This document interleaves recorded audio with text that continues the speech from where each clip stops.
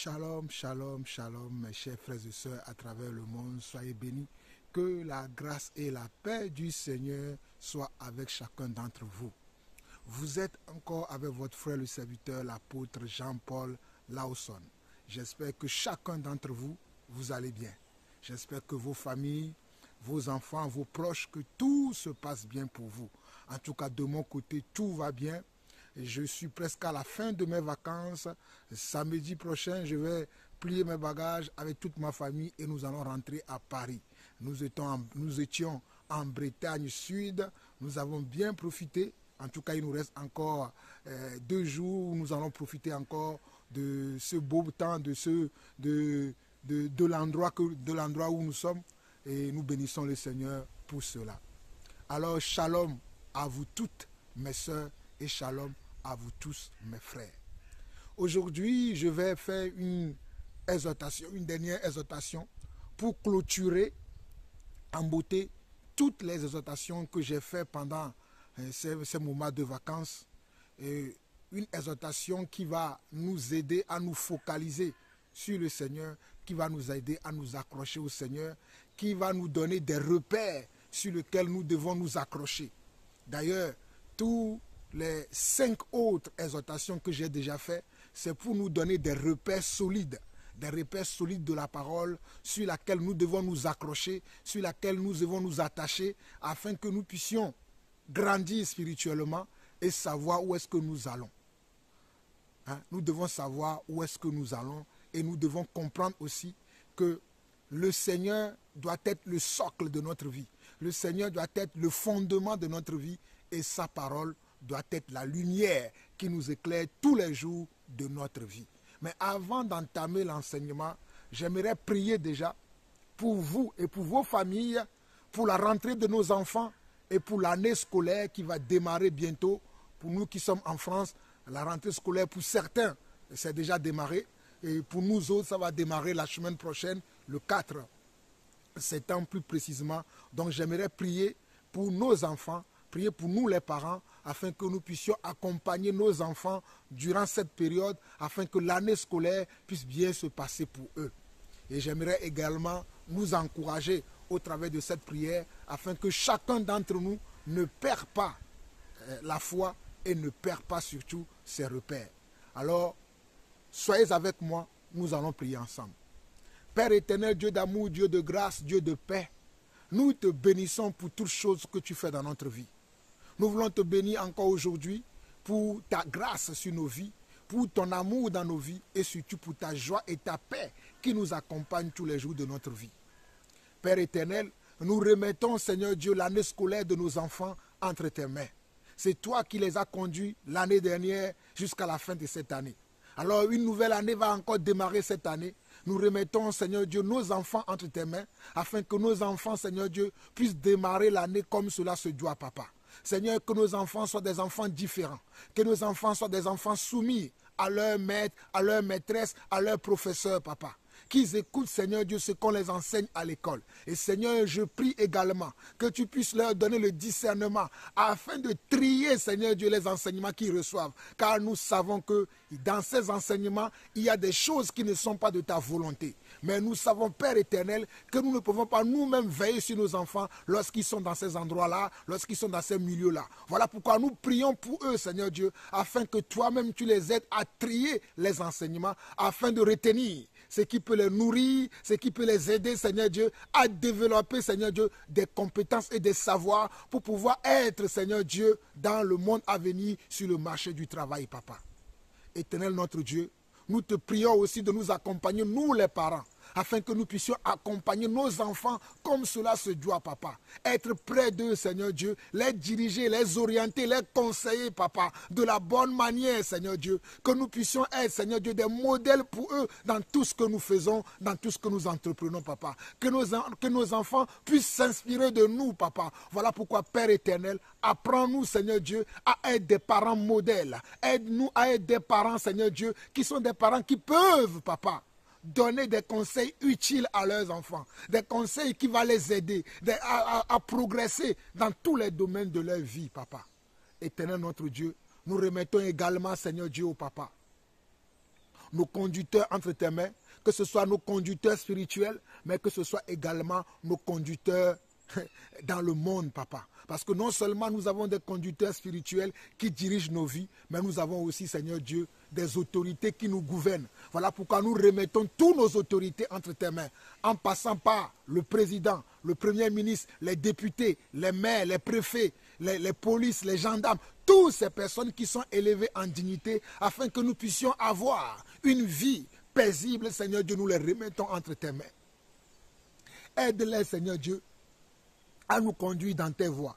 Aide-les, Seigneur Dieu, à choisir des bonnes choses pour nous. Aide-les, Seigneur Dieu, à voter des lois, à voter des principes, Seigneur Dieu, qui vont nous aider et non qui vont nous nuire et qui vont nous éloigner et nous écarter de toi.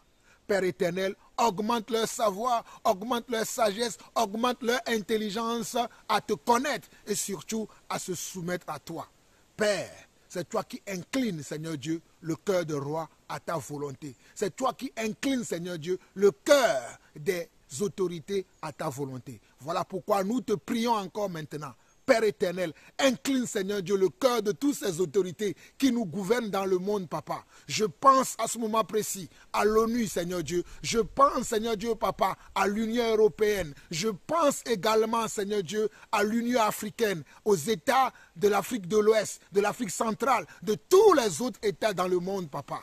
Je pense également, Seigneur Dieu, à l'OMS, l'Organisation mondiale de la santé, à tous ces organismes, Seigneur Dieu, qui influencent nos vies, papa, nous remettons leurs pensées, leurs projets entre tes mains, afin que tout ce qu'ils projettent de faire dans le monde, que cela soit conduit par ta parole, papa. Nous sommes à la fin des temps et que le mal grandit, mais nous t'en supplions, papa. Aide-nous, Seigneur Dieu, aide chacun d'entre nous, aide chaque État et aide chacun de tes enfants à se soumettre à ta volonté. Père éternel, à présent, je vais partager encore un dernier message que tu m'as donné. Un message concernant, Seigneur Dieu, la marche, l'attitude que nous devons avoir et comment nous devons nous attacher à ta parole pour que nous puissions grandir spirituellement et voir les choses que toi tu veux faire dans nos vies, papa. Reçois la gloire, l'honneur, la puissance pour des siècles, au nom majestueux de notre Seigneur et Sauveur Jésus-Christ. Nous avons ainsi prié. Amen, amen et amen. La prière a été longue, mais il fallait que je prie ainsi aujourd'hui afin de nous encourager tous. Alors, mes chers frères, dans la parole de Dieu, nous allons prendre la Bible très rapidement et nous allons aller dans, je crois, 1 Jean chapitre 3. 1 Jean chapitre 3. Laissez-moi trouver le passage. Dans la parole de Dieu, nous allons prendre 1 Jean chapitre 3. 1 Jean, je prends le Nouveau Testament et je vais dans le chapitre de 1 Jean. C'est plutôt 3 Jean, je crois. C'est plutôt le livre de 3 Jean. 3 Jean, le troisième épître de l'apôtre Jean qui dit ceci. Écoutez bien, chapitre 1. L'ancien Agaüs, le bien-aimé, que j'aime dans la vérité. L'ancien c'est l'apôtre Jean. Il est un évêque, voilà pourquoi il dit l'ancien. L'ancien Agaüs, le bien-aimé que j'aime dans la vérité. Il aime la personne dans quoi? Pas dans le mensonge, mais dans la vérité. Bien-aimé, il dit bien-aimé. C'est Gaüs, il parle à Gaüs, hein? C'est Gaüs qui l'appelle bien-aimé. Bien-aimé, je souhaite que tu prospères à tous égards et sois en bonne santé comme prospère l'état de ton âme. Il dit bien-aimé, mon souhait pour toi, c'est une prière, c'est une écriture, mais cela constitue également une prière. Et il dit, je souhaite que tu prospères à tous égards. Je souhaite que tu prospères à tous égards. Je souhaite que tu prospères à tous égards et sois en bonne santé. Alléluia. Et sois en bonne santé comme prospère l'état de ton âme. Comme prospère l'état de ton âme. J'ai vu beaucoup de prédicateurs prendre ce passage pour prêcher la prospérité. J'ai vu beaucoup de prédicateurs prendre ce passage pour prêcher comment? La prospérité financière. Ils prêchent seulement la prospérité financière en se basant sur ce passage. Mais je vais vous expliquer ce passage correctement aujourd'hui. L'apôtre Jean dit ici, dans le verset 2, il dit, bien-aimé, je souhaite que tu prospères à tous égards et sois en bonne santé, comme prospère l'état de ton âme. Mais ce que j'ai remarqué, lorsque ces soi-disant prédicateurs de la prospérité utilisent ce passage, ils ont oublié que l'apôtre Jean a mentionné quelque chose qui est très important, c'est que l'apôtre Jean connaissait l'état spirituel de Gaius. Alléluia. Il connaissait l'état spirituel, l'état de son âme. Voilà pourquoi il dit, comme prospère l'état de ton âme. Voilà pourquoi il a dit, comme prospère l'état de ton âme. Alléluia. Mon frère, ma soeur, j'aimerais te dire ce matin, au nom du Seigneur Jésus, que si ton âme ne prospère pas, oh alléluia, tu ne prospéreras pas dans les autres domaines de ta vie. Si ton âme ne prospère pas, tu ne prospéreras pas dans les autres domaines de ta vie. On peut beau te dire, tu vas être riche, tu vas avoir des maisons et des maisons, tu vas posséder des biens et des biens. Mais je veux te dire ce matin, sous l'inspiration du Saint-Esprit, que si ton âme ne prospère pas, si ton âme ne prospère pas, tu ne vas pas prospérer dans les autres domaines de ta vie. Alléluia. Pour que tu prospères dans les autres domaines de ta vie, il faut que ton âme prospère à tout prix. C'est la prospérité de ton âme qui va attirer la prospérité dans les autres domaines de ta vie. Voilà pourquoi je vous insiste. Je vais insister sur l'amour de la vérité et l'amour de la parole encore aujourd'hui.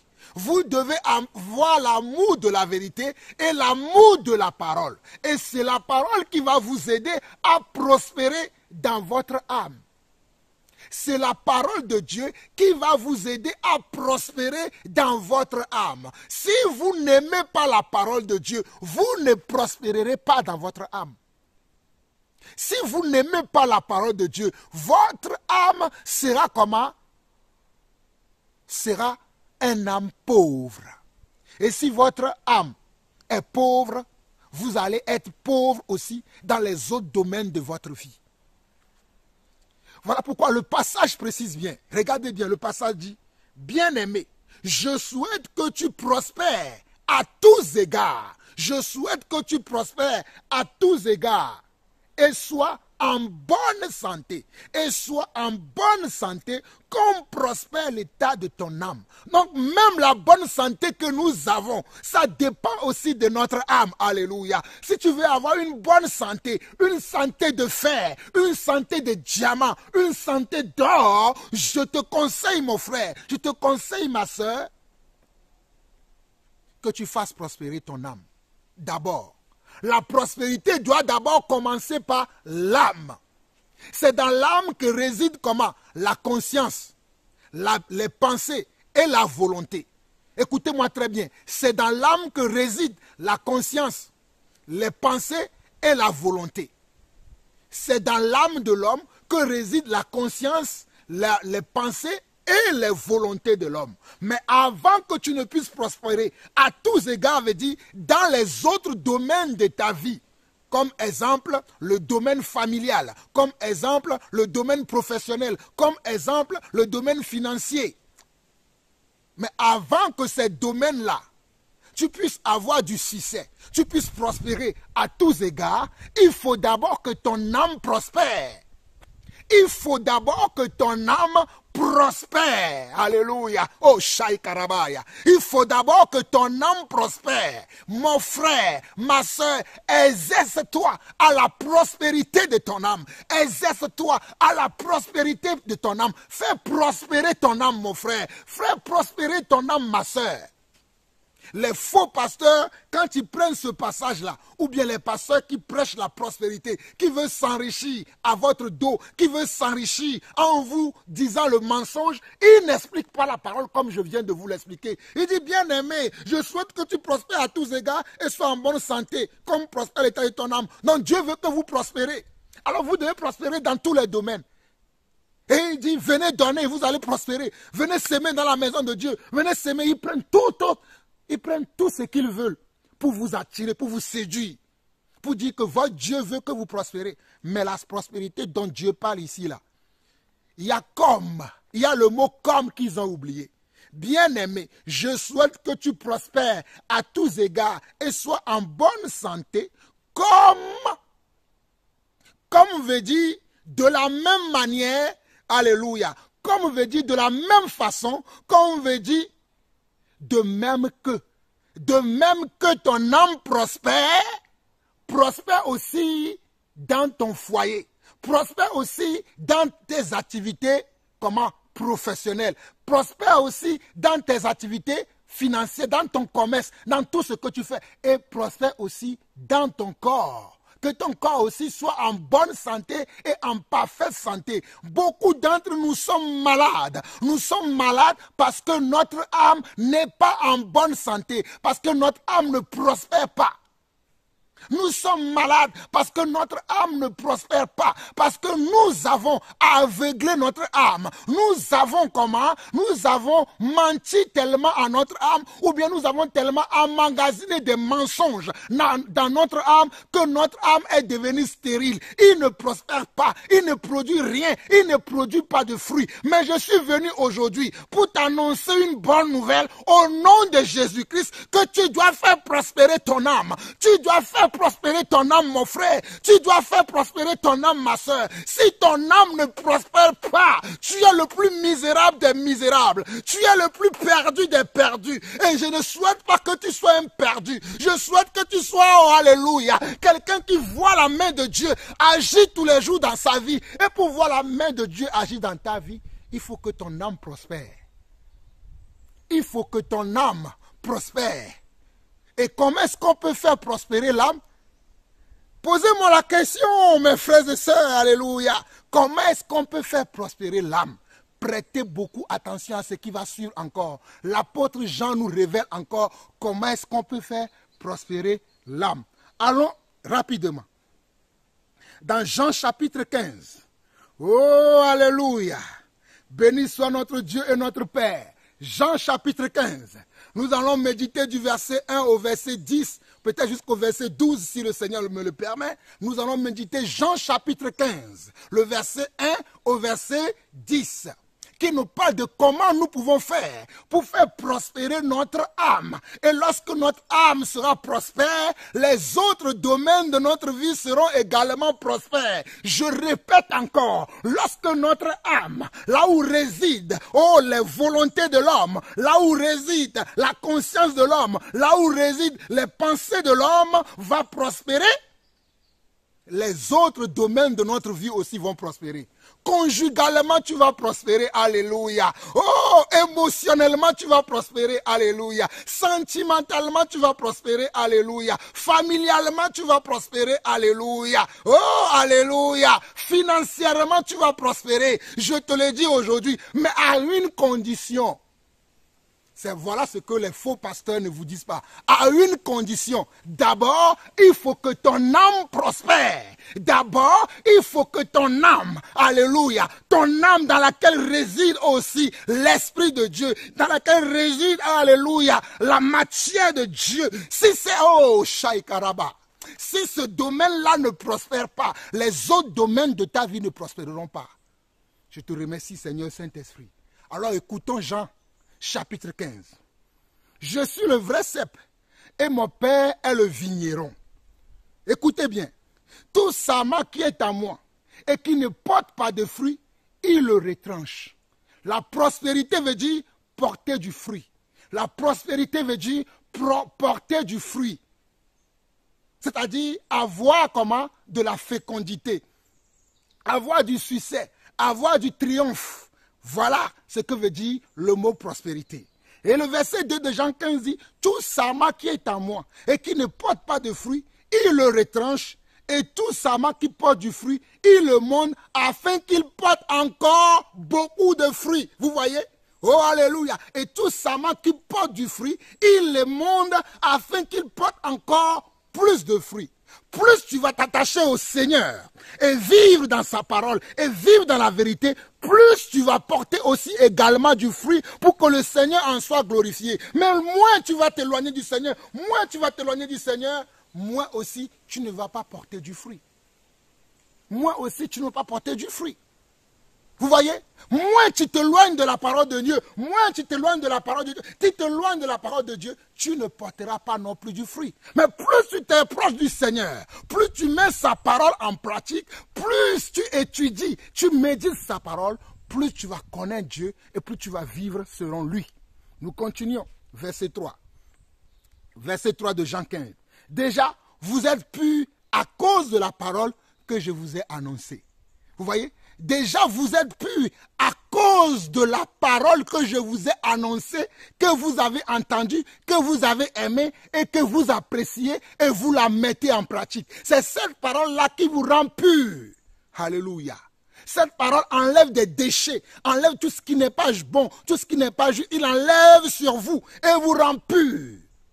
Verset 4, regardez bien. Verset 4 de Jean 15. Demeurez en moi et je demeurerai en vous. Demeurez en moi et moi aussi je demeurerai en vous.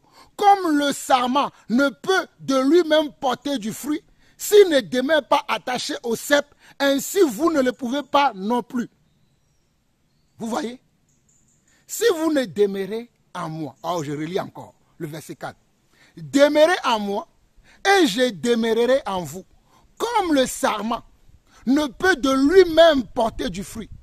Le sarment, qui est un comment? Qui est un arbre, qui doit porter du fruit, s'il n'est pas attaché au cep, qui est ses racines, qui est dans le sol, il ne pourra pas porter du fruit.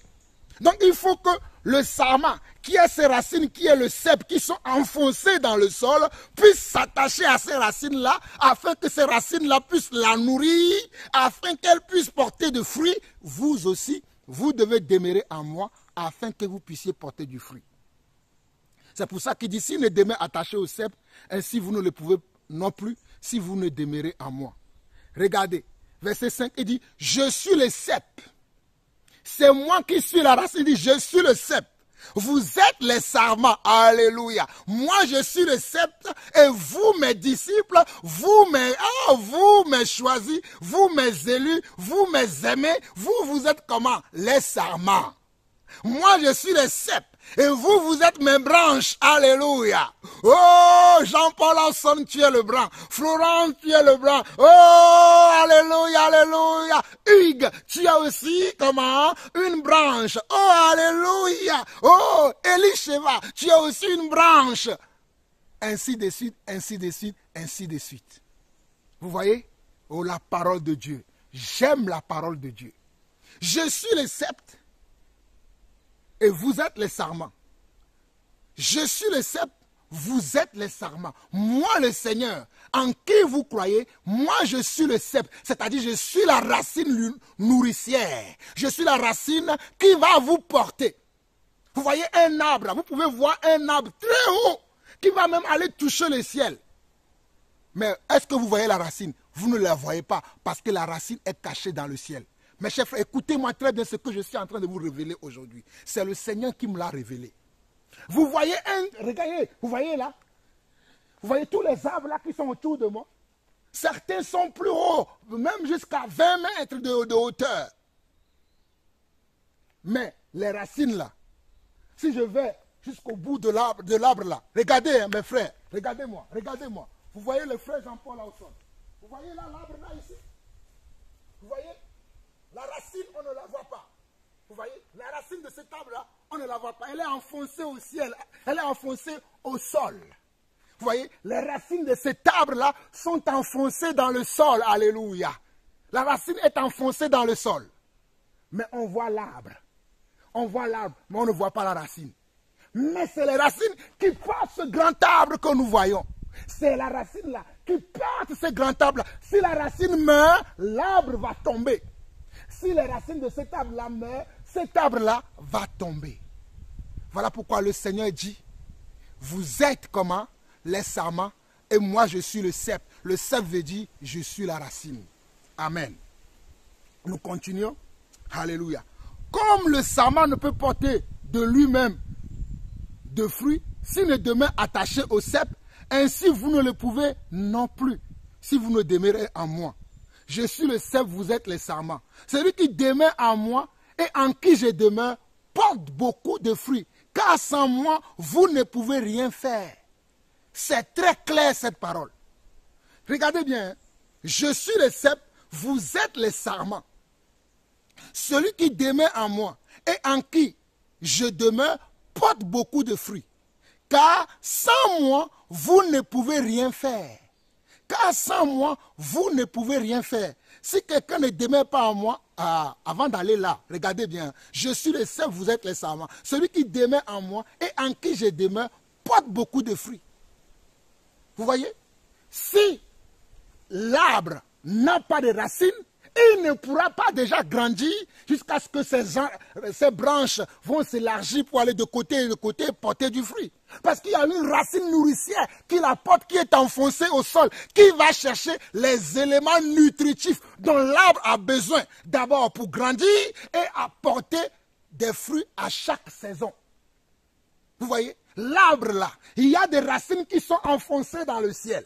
Qui va le faire comment? Grandir. Et au moment opportun, les branches vont porter du fruit. Alléluia. Voilà pourquoi le Seigneur dit, je suis le cep, vous êtes les sarments. Celui qui demeure en moi et en qui je demeure porte de fruits. Car sans moi, vous ne pouvez rien faire. Sans la racine, l'arbre ne peut rien faire. Sans la racine, l'arbre là, il ne peut rien faire. Alléluia. Oh, je bénis le Seigneur. Je bénis le Seigneur. Sans la racine, permettez-moi, je vais prendre une branche. Oh, alléluia.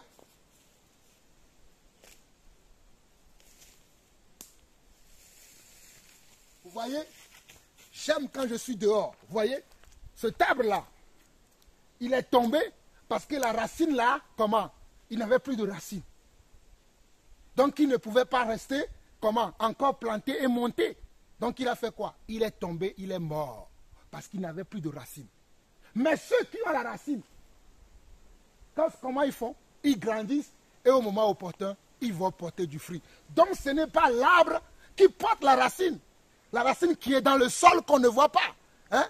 Mais c'est les racines qui portent l'arbre que vous voyez. C'est les racines qui sont dans le sol qui portent l'arbre que vous voyez. Donc s'il y a de la racine dans le sol qui porte l'arbre, l'arbre peut comment? Peut grandir et peut porter du fruit au moment opportun.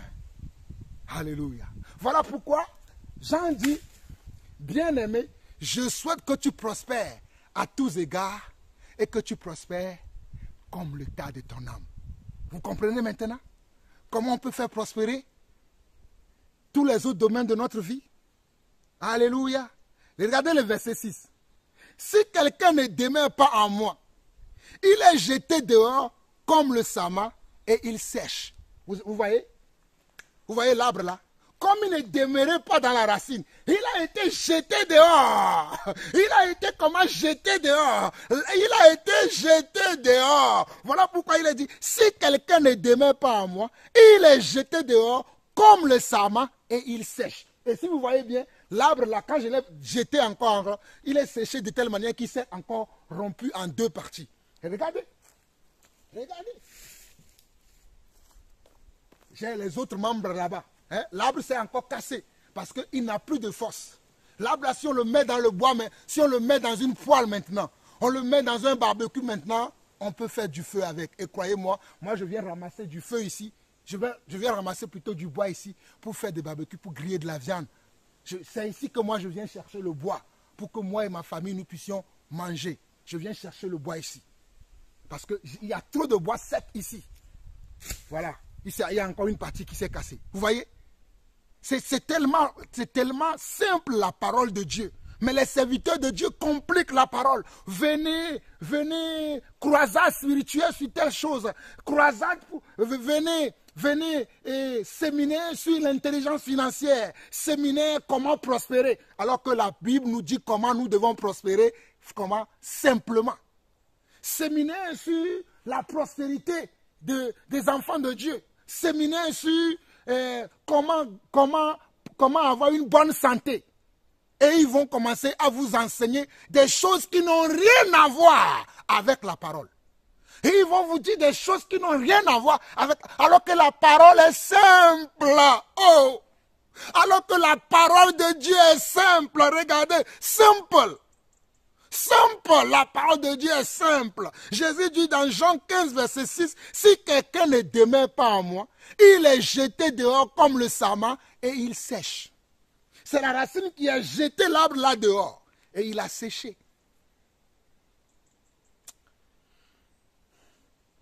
Puis on ramasse les sarments, on les jette au feu et ils brûlent. Vous voyez? Je bénis le Seigneur. Je n'avais même pas encore lu ça. Hein. Mais j'ai dit, puis on fait quoi? On ramasse les sarments, on les jette au feu et ils brûlent. Si je prends, c'est parce que je n'ai pas un assistant ici pour prendre la caméra et me suivre. Vous allez voir comment il y a plein d'arbres, d'arbres qui sont comment? Qui sont sèches par terre, que je viens ramasser pour aller faire du feu.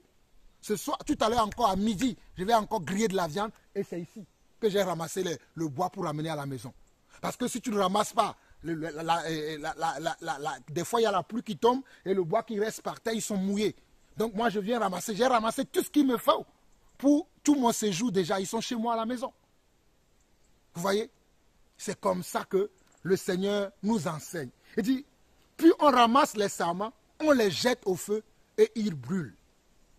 On ramasse les sarments, on les jette au feu et ils brûlent. On ramasse les sarments, veut dire, on ramasse les branches qui ne sont pas attachées au cep pour pouvoir produire du fruit et que comment le cep a rejeté, ils sont tombés par terre, on les ramasse et leur destination c'est le feu.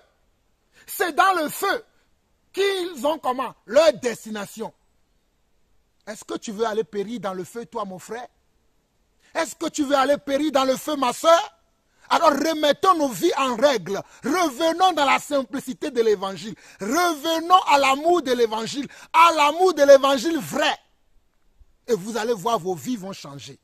Je continue, il dit 7. Regardez bien le verset 7 de Jean 15. Si vous demeurez en moi et que mes paroles demeurent en vous, demandez ce que vous voudrez et cela vous sera accordé. Notez ce passage et notez-le dans votre cœur. Jean 15, verset 7. Jean 15, verset 7 dit, si vous demeurez en moi et que mes paroles demeurent en vous, demandez ce que vous voudrez et cela vous sera accordé.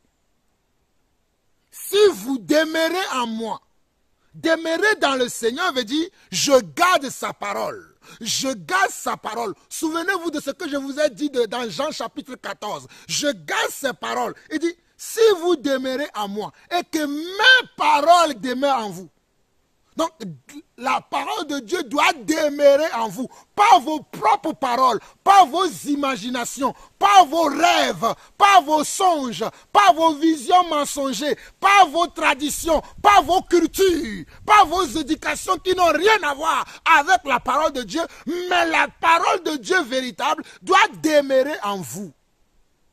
Et si elle demeure en vous, demandez ce que vous voudrez. Et cela vous sera accordé. Vous voyez? Voilà pourquoi beaucoup de nos prières ne sont pas exaucées parce que la parole de Dieu ne demeure pas en nous assez. On n'a pas la multitude de paroles de Dieu qu'il faut en nous. Nous sommes pauvres dans la parole de Dieu. Nous sommes vides de la parole de Dieu. Nous n'avons pas assez de parole de Dieu en nous. Parce que le Seigneur dit, si vous demeurez en moi et que mes paroles demeurent en vous, alors si aujourd'hui je suis encore pauvre dans beaucoup de domaines de ma vie, c'est parce que je n'ai pas assez de parole de Dieu en moi. Nous avons chassé la parole de Dieu en nous, dans nos communautés, pour les remplacer avec d'autres choses et d'autres paroles. Voilà pourquoi nous ne prospérons pas. Voilà pourquoi nous sommes pauvres. Alléluia. Je bénis le Seigneur. Verset 8. Si vous portez beaucoup de fruits, c'est ainsi que mon Père sera glorifié et que vous serez mes disciples. Vous voyez? Si vous portez beaucoup de fruits, c'est ainsi que mon Père sera glorifié. Dieu est glorifié quand nous portons du fruit. Dieu est glorifié quand nous, ses enfants, nous portons du fruit. Dieu est glorifié. Voilà pourquoi il dit, si vous portez beaucoup de fruits, c'est ainsi que mon Père sera glorifié et que vous serez mes disciples. Et que vous serez mes disciples. Donc les disciples portent de fruits, pas de mauvais fruits. Hein. Nous parlons ici de bons fruits. Des fruits dignes de repentance. Des fruits dignes des enfants de Dieu. Nous ne parlons pas de ramassis et de raccourcis. Écoutez-moi très bien. Je ne suis pas en train de parler de ramassis de fruits et de raccourcis de fruits. Je suis en train de parler des véritables enfants de Dieu qui portent des fruits dignes de repentance. Je suis l'apôtre Jean-Paul Lawson et j'ai dit ce que la parole dit. Je déclare les paroles du Seigneur. Car nous sommes attachés aux paroles du Seigneur. Nous n'inventons pas nos paroles. Nous tirons notre sagesse, notre intelligence et nos connaissances. Nous la tirons de la parole de Dieu. Verset 9, Jean 15. Comme le Père m'a aimé, je vous ai aussi aimé. Comme le Père m'a aimé, je vous ai aussi aimé. Demeurez dans mon amour. Demeurez dans mon amour. Regardez, il dit comme le Père m'a aimé. Et le Père m'a donné un corps. À la personne de Yeshua Hamashiach, à la personne de Jésus-Christ. Car dans Jean 3,16, il est dit quoi? Jean 3,16, car Dieu a tant aimé le monde qu'il a donné son Fils unique. L'amour du Père s'est manifesté dans le Fils. L'amour de Dieu s'est manifesté dans le Fils. Parce que le Fils est venu pour nous montrer l'amour du Père, pour nous montrer l'amour de Dieu. Donc Dieu nous aime, il nous l'a montré, il nous l'a démontré. Alléluia. Même les oiseaux m'écoutent. Béni sois-tu, oiseau, toi qui m'écoutes. Alléluia. Oh, même le Père nous a aimés et il nous a démontré son amour en venant sur terre à la personne de Yeshua le Messie. Verset 10, il dit, si vous gardez mes commandements, vous demeurerez dans mon amour, de même que j'ai gardé les commandements de mon Père et que je demeure dans son amour. Si vous gardez mes commandements, vous demeurerez dans mon amour. Alors toi qui prétends aimer Dieu et qui ne veux pas garder les commandements de Dieu, qui ne veux pas garder les commandements de Jésus, comment pourras-tu me dire que tu aimes Dieu? Après, vous allez dire que Jean-Paul Lawson est orgueilleux, Jean-Paul Lawson est prétentieux, Jean-Paul Lawson pense qu'il est déjà arrivé. Mais Jean-Paul Lawson vous dit que lui, il aime Dieu en gardant ses commandements, en gardant les principes de Dieu, en gardant les préceptes, les commandements, les lois de l'Éternel. C'est ça que moi je garde. C'est ça qui me prouve que je suis un enfant de Dieu et que j'aime le Seigneur. Je n'ai pas inventé ça. Regardez Jean 15, le verset 10 dit, alléluia, si vous gardez mes commandements, vous demeurerez dans mon amour, de même que j'ai gardé les commandements de mon Père et que je demeure dans son amour. Si vous gardez mes commandements, vous demeurerez dans mon amour, de même que moi aussi, j'ai gardé les commandements de mon Père et que je demeure dans son amour. Jésus a gardé les commandements du Père parce qu'il n'agissait que par la volonté du Père. Il n'avait pas sa propre volonté, il n'avait pas ses propres pensées, il n'avait pas ses propres désirs, mais il restait dans les désirs du Seigneur. Il restait dans les désirs du Père. Il restait dans les désirs du Père. Il le dit lui-même. Verset 11, il dit, je vous ai dit ces choses afin que ma joie soit en vous et que votre joie soit parfaite. Verset 12, c'est ici, mais regardez, verset 12 où je vais m'arrêter. Verset 12, il dit, c'est ici mon commandement. Aimez-vous les uns les autres comme je vous ai aimé. Aimez-vous les uns les autres comme je vous ai aimé. Verset 13, il dit, il n'y a pas de plus grand amour que de donner sa vie pour ses amis.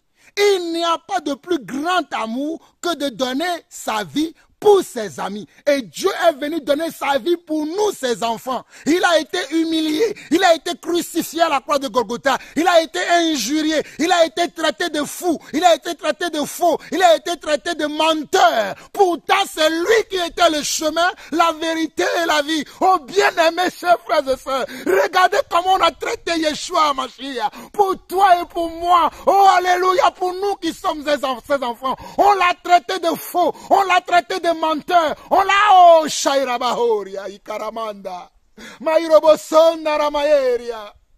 Gloire à toi Jésus, gloire à toi Yeshua, gloire à toi Adonai, gloire à toi Elohim, gloire à toi Adonai.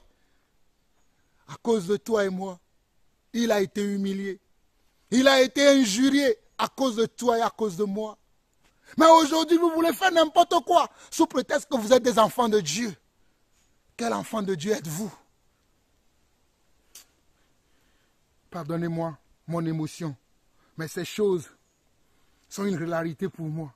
Verset 15, où je vais m'arrêter, il dit, « Je vous appelle plus serviteur, parce que le serviteur ne sait pas ce que fait son maître. Mais je vous ai appelé ami, parce que je vous ai fait connaître tout ce que j'ai appris de mon Père. » Regardez, c'est Jésus qui dit ça. Jean 15, verset 15. « Je ne vous appelle plus serviteur, parce que le serviteur ne sait pas ce que fait son maître. Je ne vous appelle plus serviteur, mais je vous appelle mes amis, parce que le serviteur ne sait pas ce que fait son maître. Mais je vous ai appelé amis, parce que je vous ai fait connaître tout ce que j'ai appris de mon Père. Je vous ai fait connaître tout ce que j'ai appris de mon Père. Tout ce que Jésus a appris de son Père, il nous l'a fait connaître. Il dit, je vous ai fait connaître tout. Il n'a pas dit un peu de ce que j'ai appris. La moitié de ce que j'ai appris. Il a dit, je vous ai fait connaître tout. Tout ce que j'ai appris de mon Père, je vous l'ai fait connaître. Tout ce que j'ai appris de mon Père, je vous l'ai fait connaître. Mes chers frères et sœurs, vous n'avez plus de quoi à vous tromper par des raisonnements, à vous tromper par des rêveries, à vous tromper par les faux frères qui enseignent d'autres choses que d'enseigner la parole de Dieu. Mes chers frères et sœurs, vous êtes avec moi tous les jours. Je ne viens que vous parler qu'au travers de la parole. Je n'ai pas mon mot à dire. Mes mots, je les tire dans la parole de Dieu. Mes imaginations, mes inspirations, mes pensées, je les tire dans la parole de Dieu. C'est la parole de Dieu qui est la racine qui me nourrit, moi.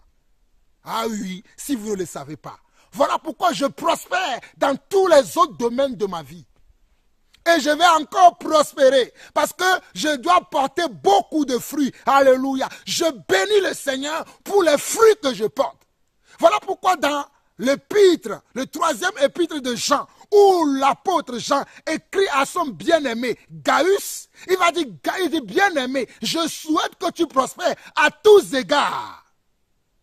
Et que tu sois en bonne santé, et que tu sois en bonne santé, comme prospère l'état de ton âme. Et je viens de vous montrer dans Jean chapitre 15 comment nous pouvons, ou comment nous pourrons faire prospérer l'état de notre âme. Nous pourrons le faire qu'en aimant la parole de Dieu, et qu'en gardant la parole de Dieu, et qu'en serrant la parole de Dieu dans notre cœur. David disait dans le livre des Psaumes, que je serre ta parole dans mon cœur afin de ne pas pécher contre toi. David disait cela, je serre ta parole dans mon cœur afin de ne pas pécher contre toi. David était-il un homme parfait sans faute? Non. Certainement, il a fait beaucoup d'erreurs. Certainement, il a fait beaucoup de fautes. Comme Jean-Paul Lawson aussi a fait beaucoup d'erreurs, a fait beaucoup de fautes. Mais j'ai pris la décision de serrer la parole de Dieu dans mon cœur afin de ne pas pécher contre Dieu. J'ai pris cette décision-là, de serrer la parole de Dieu dans mon cœur, afin de ne pas pécher contre Dieu. Alléluia. Un dernier passage de Jean, rapidement, un dernier passage de l'apôtre Jean, qui se trouve dans le livre d'Apocalypse, Apocalypse chapitre 1, Apocalypse chapitre 1, verset 3, Apocalypse chapitre 1, verset 3 qui dit, Apocalypse chapitre 1, verset 3 qui dit, heureux celui qui lit et ceux qui entendent les paroles de la prophétie et qui gardent les choses qui sont écrites, car le temps est proche. Regardez ce que la Bible dit. Jean, l'apôtre Jean, qui dit dans les livres de Révélation, qu'on appelle Apocalypse, il dit, heureux celui qui lit. Apocalypse chapitre 1, verset 3 dit, heureux celui qui lit et ceux qui entendent. C'est bien de lire, c'est bien d'entendre les paroles de la prophétie. Mais il faut les garder. Et qui gardent les choses qui y sont écrites, car le temps est proche. Le temps est proche. Il faut que nous gardions maintenant la parole de Dieu. Le temps est proche. Il faut que nous lisons, nous méditons, nous nous approchons du Seigneur par sa parole. En la méditant, lire veut dire en la méditant. Et enfin, en la gardant dans notre cœur. Apocalypse chapitre 1, verset 3. Heureux celui qui lit. Et ceux qui entendent, bien aimés, voilà pourquoi je vais vous faire toujours entendre la parole de Dieu. Je ne viendrai pas avec mes raisonnements, avec mes rêveries, avec les tissus de mensonges tirés de gauche à droite. Mais moi, je viendrai inspiré par les Écritures. Inspiré par les Écritures, et je vous parlerai toujours des Écritures. Heureux ceux qui lisent et ceux qui entendent les paroles de la prophétie, et qui gardent les choses qui sont écrites, car le temps est proche. Car le temps est proche. Et dans l'ancienne alliance, rapidement, le dernier passage du jour, dans l'ancienne alliance, dans Josué chapitre 1, Josué chapitre 1, le verset 6 au verset 8, regardez bien. Josué chapitre 1, le verset 6 au verset 8, le Seigneur avait dit à Josué ceci. Le Seigneur avait dit à Josué, dans l'ancienne alliance, et nous vous disons, et je l'ai dit, que la nouvelle alliance est l'interprétation, est l'explication de l'ancienne alliance. Je répète encore cette phrase afin que cela ne quitte jamais votre esprit. La nouvelle alliance, le Nouveau Testament, les paroles du Christ et les paroles des apôtres, les épîtres des apôtres, est l'interprétation ou constitue ou forme l'interprétation de l'ancienne alliance. Pour vous qui ne voulez pas comprendre les Écritures, dans Josué 1, le verset 6, le Seigneur dit ceci à Josué. Fortifie-toi et prends courage, car c'est toi qui mettras ce peuple en possession du pays que j'ai juré à leur père de leur donner. Verset 7. Fortifie-toi, fortifie-toi seulement et aie bon courage en agissant. Écoutez-moi très bien. En agissant fidèlement. En agissant fidèlement selon toute la loi que Moïse, mon serviteur, t'a prescrite. Selon toute la loi représentait les commandements. La loi représentait comment les prescriptions de Dieu. La loi représentait les préceptes de Dieu. La loi représentait les paroles de Dieu. Et la nouvelle alliance nous a fait comprendre que la loi était l'ombre des choses à venir. Mais à ce moment-là, Dieu avait dit à Josué, ceci, fortifie-toi seulement et aie bon courage en agissant fidèlement selon toute la loi que Moïse, mon serviteur, t'a prescrite. Ne t'en détourne ni à droite, ni à gauche, afin de réussir dans tout ce que tu entreprendras. Ne t'en détourne ni à gauche, ni à droite, ni à gauche, ni à droite, ni à gauche, ni à droite. Oh, alléluia. Afin de réussir dans tout ce que tu entreprendras. La prospérité veut dire aussi la réussite. La prospérité veut dire aussi la réussite. Voilà pourquoi l'apôtre Jean disait à son bien-aimé Gaius, dont il connaissait l'état spirituel. Oh, vous prenez ce passage-là pour en faire un prétexte, pour prêcher la prospérité. Mais connaissez-vous l'état spirituel de vos brebis? Connaissez-vous l'état spirituel de vos enfants? Et moi, comme je ne connais pas vos états spirituels, parce que je connais l'état spirituel de quelques-uns, mais je ne connais pas pour tout le monde, voilà pourquoi je vous montre la marche à suivre. La marche à suivre, c'est Jean 15, qui nous apprend à garder les paroles du Seigneur, à garder les commandements du Seigneur, à aimer le Seigneur comme le Seigneur même nous a aimés. Et voilà encore la suite que je vous ai donnée ici. Je vous ai montré aussi Apocalypse. Et là, je vous montre encore le verset 8 de Josué. Regardez ce que Josué dit. Que ce livre de la loi ne s'éloigne point de ta bouche. Médite-le jour et nuit pour agir fidèlement selon tout ce qui est écrit. Car c'est alors que tu auras du succès dans tes entreprises. C'est alors que tu réussiras. Regardez. Que ce livre de la loi ne s'éloigne point de ta bouche. Ce livre de la loi veut dire que ces paroles, que mes commandements, que mes prescriptions, que mes préceptes, que mes conseils, que mes desiderata ne s'éloignent point de ta bouche. Voilà ce que cela veut dire. Médite le jour et nuit pour agir. Non seulement tu dois le méditer, mais tu dois agir fidèlement. Beaucoup d'entre nous, nous sommes infidèles à Dieu aujourd'hui. Nous venons à l'église, mais nous allons voir aussi les marabouts. Nous appelons le frère Jean-Paul, mais nous appelons aussi un autre frère qui ne partage pas le même évangile que Jean-Paul. Mais ta vie ne va jamais changer. Tu es comment? On ne poursuit pas deux lièvres à la fois. Soit appelle quelqu'un d'autre et suis cette personne. Mais ne m'appelle pas pendant que moi je prends le temps de t'enseigner la parole de Dieu, de te dire la vérité. Mais en même temps, tu vas appeler quelqu'un qui va venir te parler par les sentiments. Comment est-ce que tu vas progresser dans ta vie? Tu ne progresseras jamais. Ce n'est pas une malédiction. Hein. Ce n'est pas une malédiction, c'est une vérité. Celui qui sème le vent récolte la tempête. Si tu sèmes la parole, tu récolteras comment? La parole. Alléluia. Si tu sèmes la parole, tu récolteras la parole. Tu récolteras les fruits de la parole. Mais si tu sèmes l'indifférence, tu récolteras l'indifférence aussi dans ta vie. Beaucoup de vous, mes frères, beaucoup de vous, mes sœurs, vous semez l'indifférence à comment? À l'égard des enseignements que je vous donne, à l'égard des conseils que je vous donne, à l'égard du temps que je prends pour vous enseigner, pour parler avec vous, pour vous conseiller. Des fois même, je me déplace pour venir jusqu'à chez vous. Mais vous ne voulez pas aimer la parole de Dieu. Vous êtes des méchants, je vous le dis. Vous êtes des personnes méchantes et vous allez brûler au feu si vous continuez comme ceci. Si vous continuez comme ceci, vous brûlerez au feu, comme je vous ai démontré aujourd'hui, par les Écritures. Ce n'est pas moi qui envoie les gens dans le feu, mais ce sont les Écritures qui le disent. Et ce que les Écritures disent, c'est la vérité. Il est temps que vous mettez de l'ordre dans votre vie. Il est temps que vous mettrez de l'ordre dans votre vie. Il est temps, mon frère, jusqu'à ça. Oh, Maïkoroba. Seigneur, je pleure pour cette église. Je pleure pour cette église, papa. Jusqu'à quand, mon frère? Jusqu'à quand, ma soeur?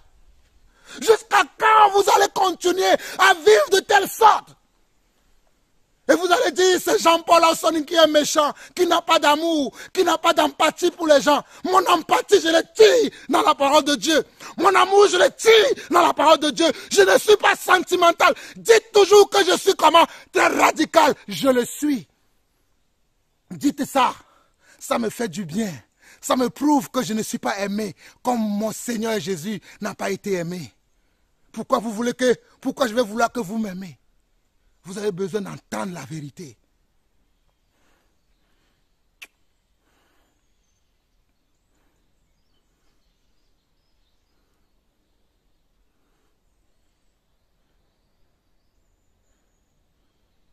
Verset 8 où je m'arrête. Merci Seigneur. Alléluia. Que ce livre de la loi ne s'éloigne point de ta bouche. Médite-le jour et nuit pour agir fidèlement selon tout ce qui est écrit. Car c'est alors que tu auras du succès dans tes entreprises. C'est alors que tu réussiras. Alors, le verset par lequel j'ai commencé, qui se trouve dans le 3e épître de Jean, 3e épître de Jean, qui dit ceci. L'ancien Agaïus, mon bien-aimé, je souhaite que tu prospères à tous égards et que tu sois en bonne santé, comme prospère l'état de ton âme. C'est en pratiquant Josué 1, verset 8.